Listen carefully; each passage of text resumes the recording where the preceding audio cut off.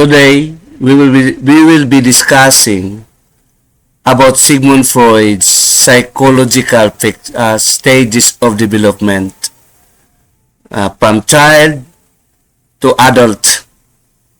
This will be serve as your review in the forthcoming preliminary examinations in educ 1 or education 1.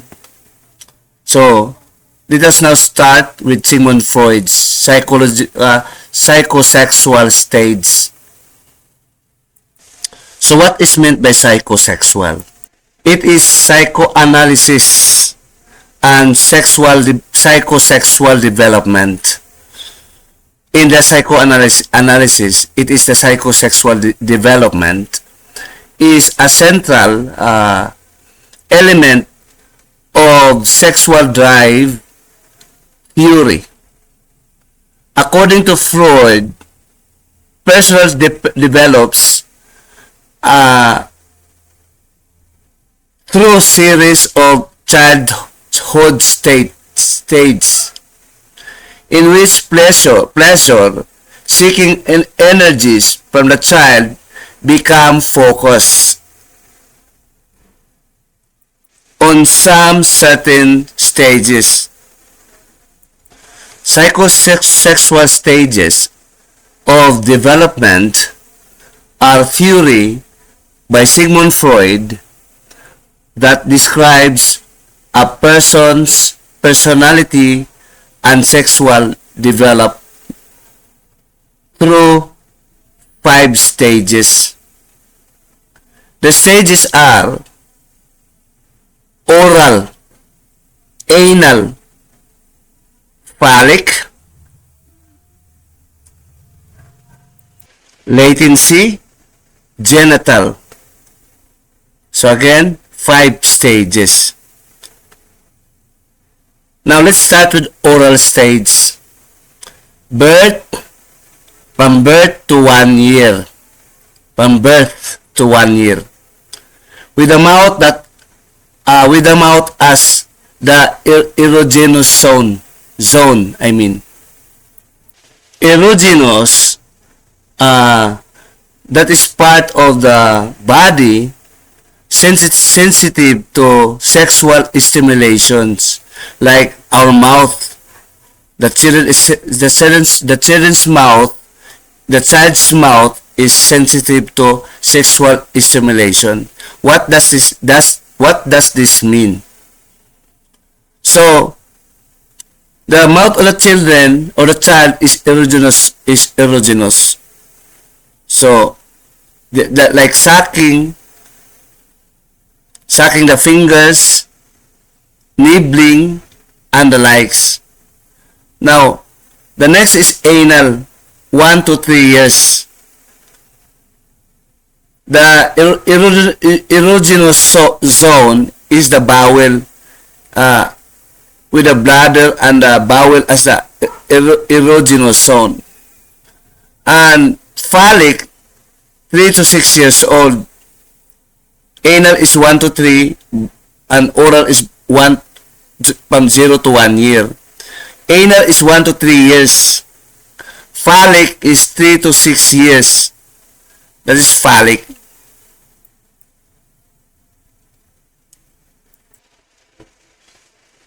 And phallic are relating to or resembling a phallus or erect penis. Erect penis relating to and like phallus. Denoting to the genital in psychoanalysis, this denotes the genital phase of psychosexual development, especially males. Meaning, in this stage, phallic stage, from 3 to 6 years old, 3 years to 6 years old, the erogenous zone is the genital. And the next stage is latency stage. 6 years old, This is the stage where years of to puberty with dormant sexual feelings. And the last one is genital puberty to death. From puberty, from 6 years old, from puberty to death with an interest in the opposite sex. So that is the core knowledge that you have to absorb, to identify and recognize and accept. Or you must understand about the psychosexual stages of development for all, as far as learners is concerned.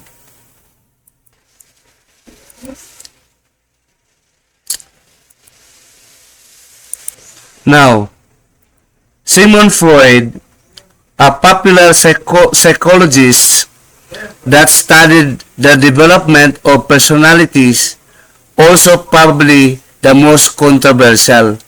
Sorry because I stutter, may medyo ako, nabulol ako. So, just bear with me. The most controversial psychologist is who studied the development of personality and also probably the most controversial. Freud's stages of psychosexual development have 5 stages. These 5 stages have its own needs that should be satisfied. He identified specific erogenous zones for each stage. One of those needs won't be satisfied. If not satisfied, fixation will occur and it can be carried to the next stage. It can be carried to the next stage. That is fixation. Erogenous zones are focal points, pleasure area to satisfy.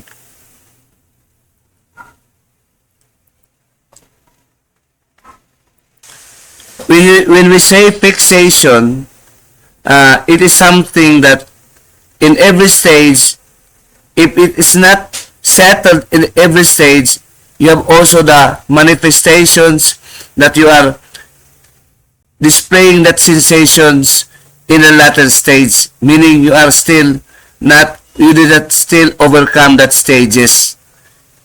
It will carry on you, manifested in your actions. That is still abnormal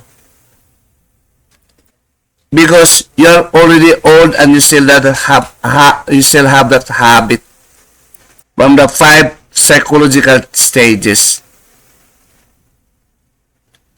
especially from the infancy. Just like drinking too much, that is part of oral. The zone that is affected is your oral zone. Nibbling the nails, sucking your fingers sometimes, without you knowing, that is part of oral stages during the infancy. You shall have that. You are still fixated, or yes, you shall stay in that stages. You should overcome it when you become adult, or adult. When you become adult. Now let's go to Sigmund Freud. Stages of psychosexual development. Oral stage, birth to 18 months. Erogenous zone is mouth. I have to repeat again. In this stage, child is focused on oral pleasures, which is sucking. So, little satisfaction can lead to an oral fixation or oral personality. Type of personality in this stage of oral stage. There is such thing as oral receptive and oral aggressive. Oral receptives such as smoking, drinking alcohol, overeating, that is oral receptive. And oral aggressive, biting of his or her nails, cursing and gossiping. You see, gossiping and cursing is part of that oral stage. As a result, these persons may become too dependent on others, easily fooled, and lack leadership traits. On the other hand, they may also fight these tendencies and become pessimistic and aggressive in relating with people. So, the number 2 stage, which is anal stage, 18 months to 3 years. 3 years. Erogenous zone is the anus.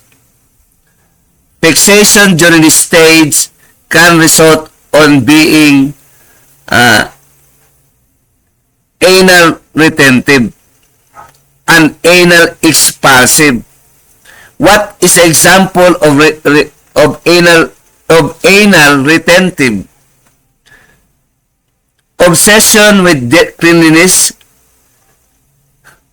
very meticulous about cleanliness, perfectionist, and control, always controlling to ensure the cleanliness. Example, on the other hand, of anal expulsive, messy, disorganized. So that is anal stage. And let us go now to phallic stage, from 3 years to 6 years. Erogenous zones is genitals. Genitals is the erogenous zone. During this stage, children become interested in what makes boy and girls different. They are curious why boys have this physical body, why girls have this physical body. They are curious comparing each other. Oedipus complex and Electra complex. Oedipus complex. Boys develop an unconscious sexual desire for their mother. They have seen their father as a rival. Whereas, Electra complex, girls develop sexual attraction towards their father. And fixation during this stage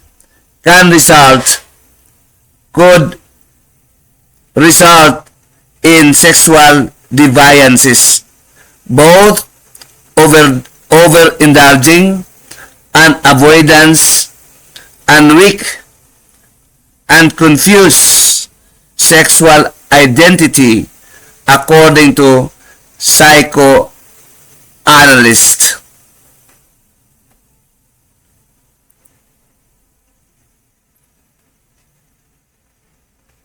Sorry for the word deviances. It should be pronounced deviances.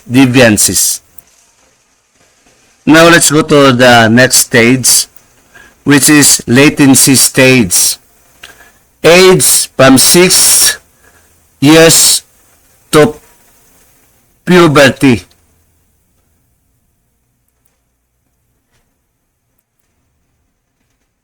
There is no corresponding erogenous zones, as this stage reflects a lack of libido and sexual desire. A fixation during this stage can result in immunity and inability to form fulfilling relationships or as an adult. And the next is 5 stage genital stage or puberty onwards. In this stage, sexual urges are once again awakened. The corresponding erogenous zones are the genitals relating to sexual intercourse. In this stage, teens to adults are living independently and seeking fulfillment with sexual partners. In this stage, let us now go to the human development. So, we go now to the human development. So, development, human development is the scientific study of ways in which people change as well as remains the same from conception to death. It is also the process of growth and change that take place between birth and maturity. It is also the change. Human development also is the pattern of movements or change that begins in misconceptions and continues through the lifespan.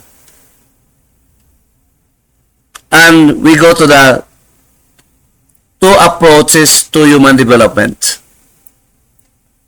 Number 1, traditional approach.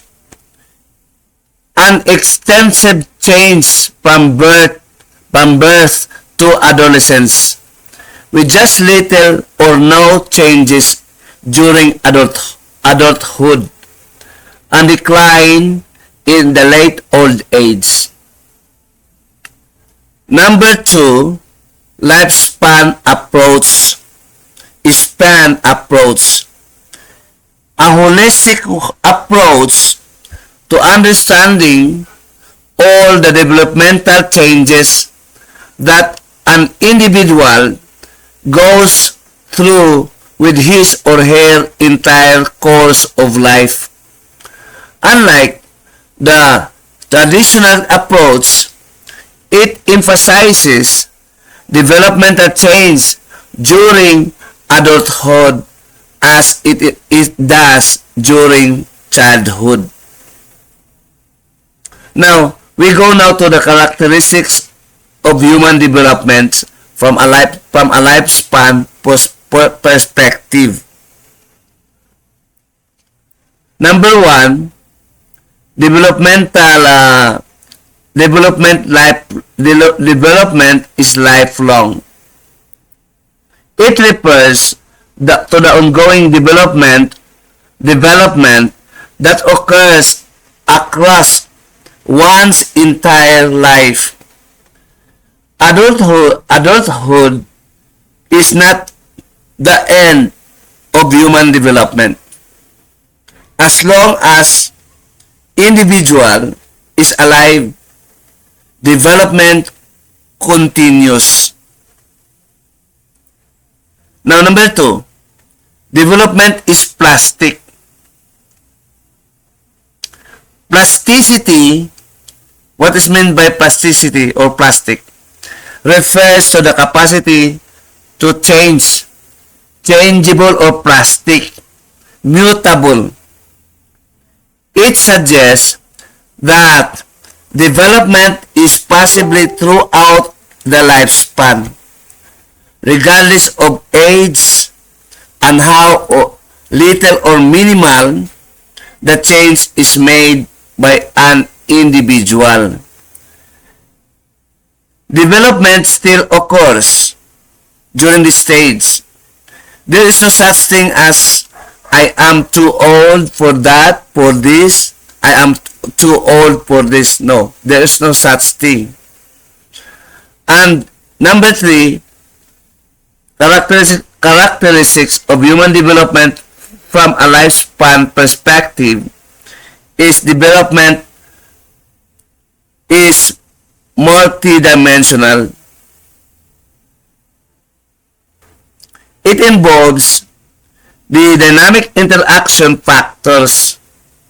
Development is complex process and a product of biological, cognitive, and socio-emotional processes.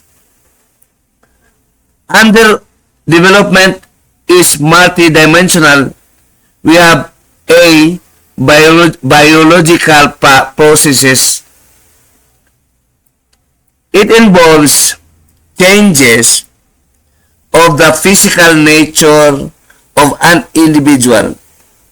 Example of which, infants gain weight and height, hormonal changes in puberty period during adolescence. These are just common biological processes in development. In biological processes development under biological processes, we have this relative order. Growth development is an orderly manner. It also pertains to growth patterns of biological developments, namely cephalocodal pattern, proximidistal pattern. This is more on scientific. Cephalocodal pattern refers to the growth direction from top or from head to bottom or to feet. On the other hand, proximidistal pattern refers to growth directions from midline or torso to the lower extremities or outward directions of motor development. This explains how gross motor controls of limbs are developed first before the fine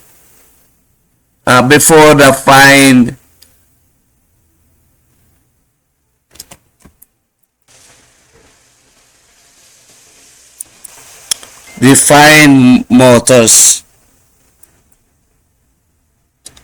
Like for example, a child will learn to sit, crawl when they walk before or she can run.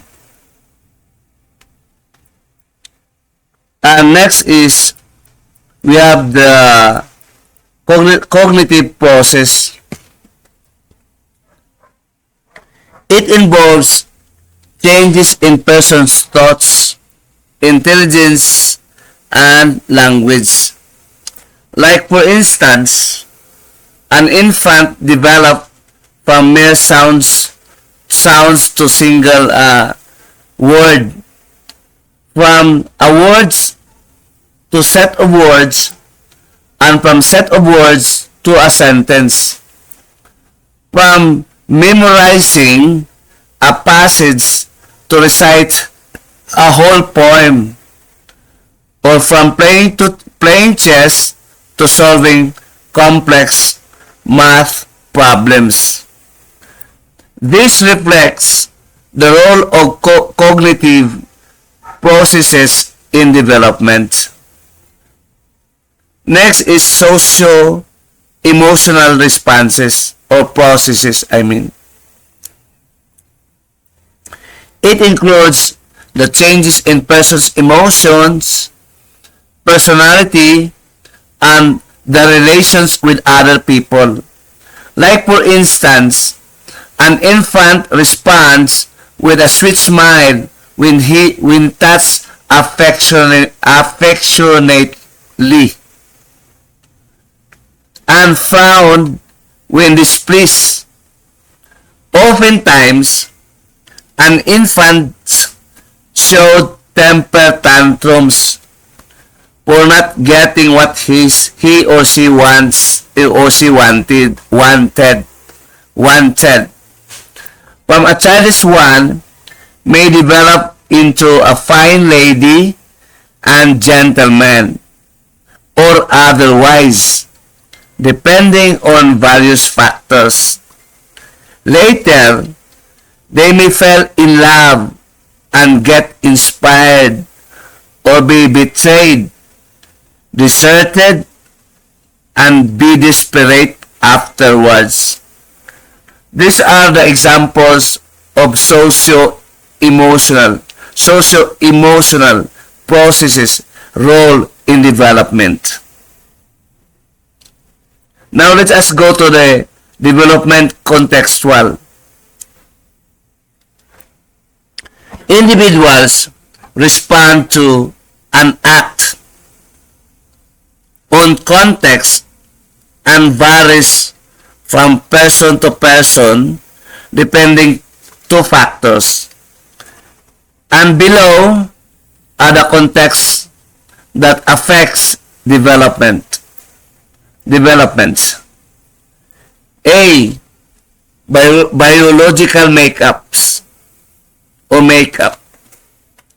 It entails that an individual's personality traits are the product of genetic and biological factors. B. Physical environment. It includes the space and locations where an individual grows. C is cognitive processes. It includes how learning and experiences influence a person. And D, historical. It entails that history played an enormous role in shaping one's life. E, social. It pertains to organizations, groups, or structures. Ed-S, political government or governance. It also pertains to an individual social network. F, cultural. It includes one's cultural background. It is norms, what is right and what is wrong. And we go now to the development involves number 5. Development involves growth, maintenance, and regulation. Growth, maintenance, and regulations are the three goals of human development. The goals vary from individual according to their developmental stages. For instance, individuals in their middle age or late adulthood tend to prioritize the maintenance and regulations of their capacities than growth. Thus, in the early phase of life, growth is the top goal of individual. But as an individual's steps into later phase of life, the main goal is no longer growth, but on how to maintain those skills and minimize their deterioration.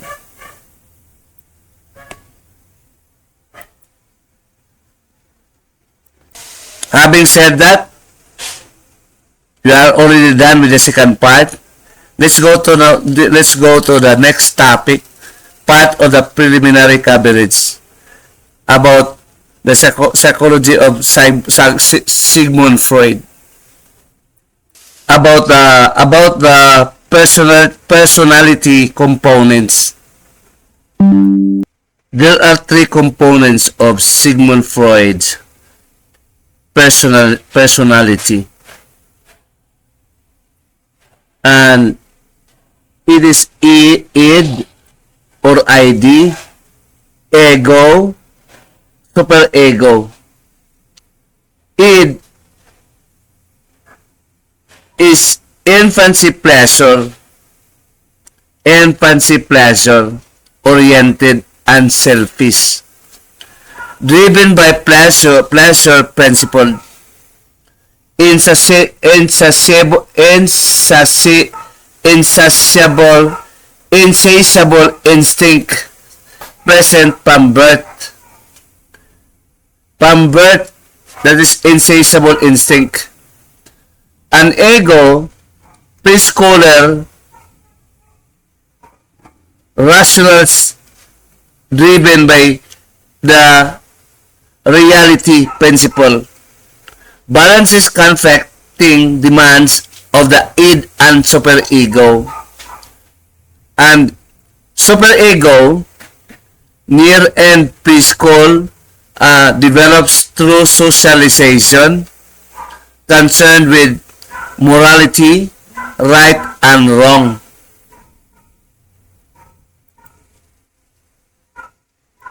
In other words, the id is impulsive and is instinctual. The ego, on the other hand, is logical and realistic. And the superego is moral and judgmental. Id, by definition, is biological part of the mind that is present at birth. It is impulsive, and it is driven by instinctual needs like hunger, thirst, aggression. An example of that is a toddler, who whines for a second helping of dessert.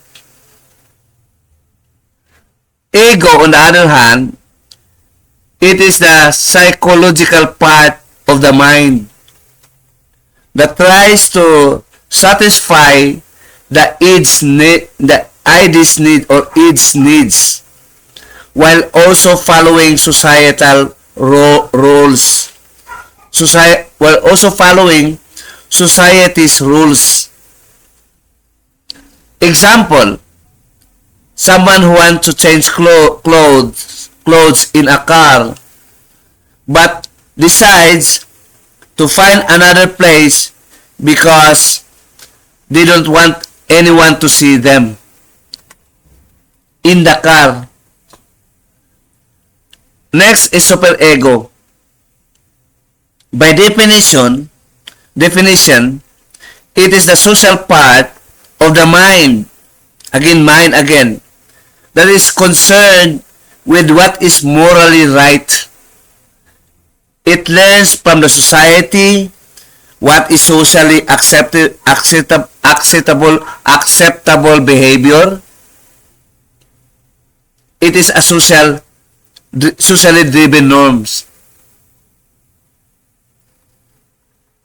An example of that is a cross-country runner who decides not to take shortcut to come in first place because they would feel guilty. That is the function of superego. The ego functions as a mediator between the id and superego. The id is trying to get you to do things like eat cakes and not to go jogging. And the superego is trying to get you to make good decisions and be upstanding persons. So the id and the superego are always fighting with each other.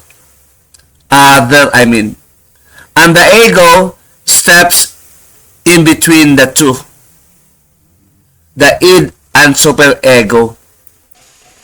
Let us go now to the three components and personality adjustment.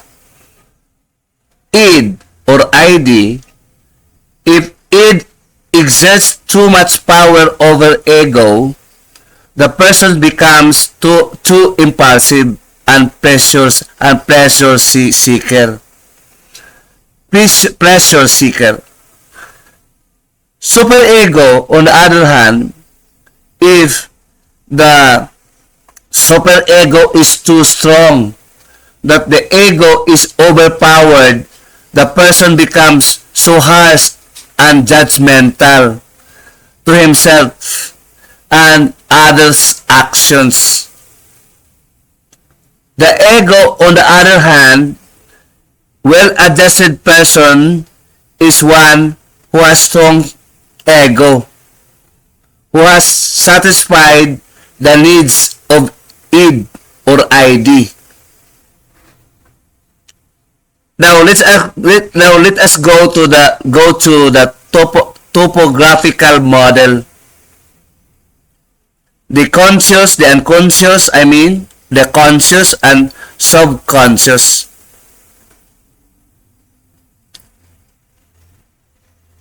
So in the unconscious, things we are unaware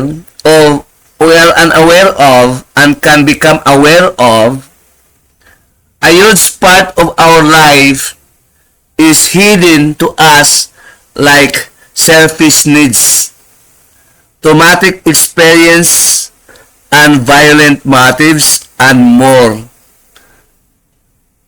The consciousness or the conscious topographical model, the small amount of mental activity we know about, thoughts, perceptions, memories, feelings, emotions, and wishes.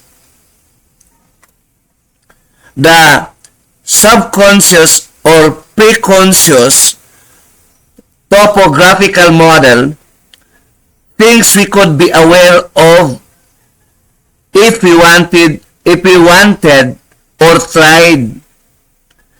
Memories with parents, childhood memories with friends. Those are the three topographical model. Pretty much of that, you have covered the three topics for your preliminary examinations. So I hope it will work for you to help you refresh with the coverage for preliminary examinations. Good luck and see you next time, and bye for the time being or for now until we meet in the second meeting online. Again, I thank you and stay safe and good day. This is Banjelo de Cristo, and see you in the next video, second time around or third time around, and so on. And bye now.